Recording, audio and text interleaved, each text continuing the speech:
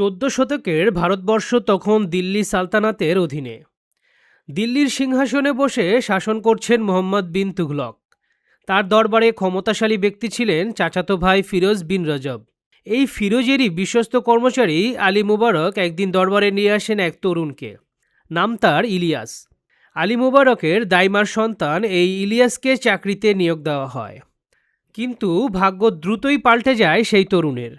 ফিরোজের এক উপপত্নীর সঙ্গে ইলিয়াসের প্রেমের খবর পৌঁছে যায় দরবারে। গ্রেপ্তারের আদেশ জারি হয়। ইলিয়াস তখন মাকে নিয়ে দিল্লি থেকে পালিয়ে যান প্রাণ বাঁচাতে। তার পলায়নের দায় গিয়ে পড়ে আলী মুবারকের উপর।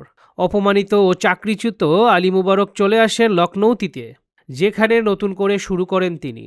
সততা ও দক্ষতার মাধ্যমে কোষাধ্যক্ষের পদে উন্নীত হন। এরপর এই খবর পেয়ে আবার তার দ্বারস্থ হন ইলিয়াস।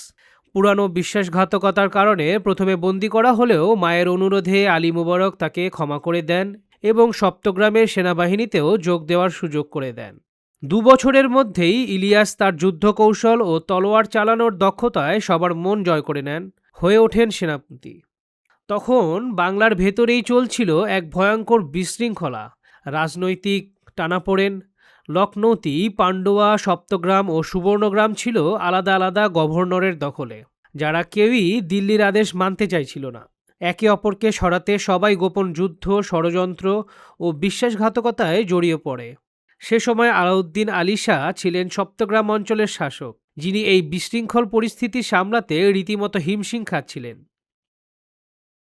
পান্ডুয়া ছিল তখন দিল্লি সালতানাতের প্রধান প্রশাসনিক কেন্দ্র বাংলায়, যেখানে গভর্নরদের ক্ষমতার লড়াই চলছিল পুরোদমে।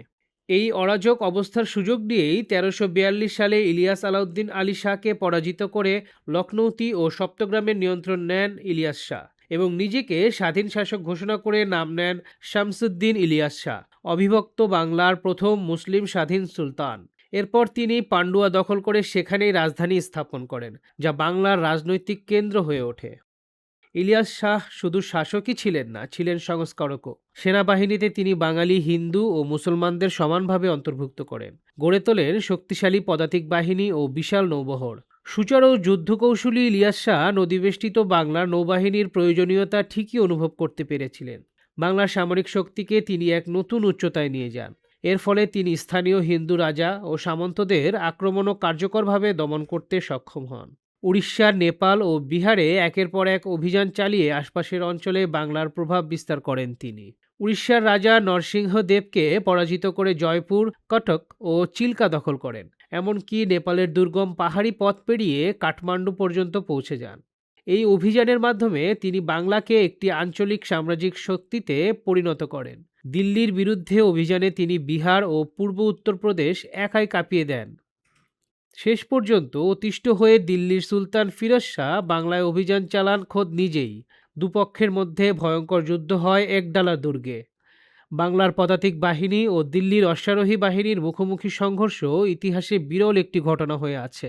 যুদ্ধে বাংলার বাহিনীর বীরত্ব, প্রবল বৃষ্টি, রোগ ও রসদের সংকটে পড়ে অবশেষে ফিরোজ শাহ সন্ধিতে বাধ্য হন এবং দিল্লিতে ফিরে যান। এই সন্ধির মধ্য দিয়েই দিল্লি কার্যত বাংলার স্বাধীনতা মেনে নেয়। এ বিজয়ের মধ্য দিয়ে ইলিয়াস শাহ প্রতিষ্ঠা করেন এক নতুন রাজনৈতিক সত্তা, বাঙ্গাল। তিনি নিজেকে ঘোষণা করেন শাহ-ই বাঙ্গাল। এই বাংলার সীমানায় ছিল গৌড়, রুড়, বঙ্গ, তমটট ও চন্দ্রদ্বীপ, যা আজকের বাংলাদেশ ও পশ্চিমবঙ্গের বিস্তীর্ণ অঞ্চল। এই প্রথম এত বিশাল ভূখণ্ড একক শাসনের অধীনে আসে বাংলায়। শাসক হিসেবে বাস্তববাদী ও দূরদর্শী এই সুলতান হিন্দু ও মুসলমান উভয় সম্প্রদায়ের মানুষকেই প্রশাসনে জায়গা দিয়েছিলেন। সুফি সাধকদের প্রতি ছিল তার গভীর শ্রদ্ধা। খানকাহ ও মসজিদ নির্মাণ করে সমাজে স্থিতি ও সহাবস্থানের ভিত গড়েছিলেন তিনি। শামসুদ্দিন ইলিয়াস শাহ শুধু একটি রাজ্য নয়, একটি জাতির পরিচয় তৈরি করেছিলেন।